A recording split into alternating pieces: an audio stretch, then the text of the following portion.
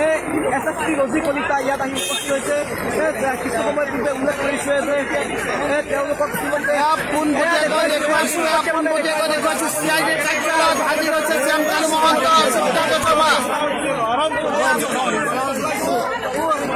শ্যামকানু আৰু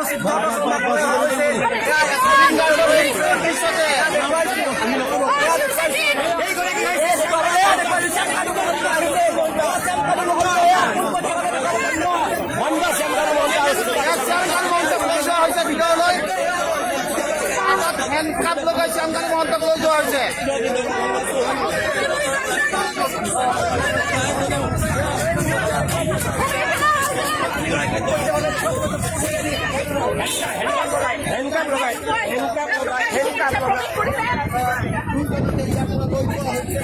গাড়ীখন নমাই CID কাৰ্যালয়ৰ ভিতৰলৈ আৰু লৈ যোৱা হৈছে।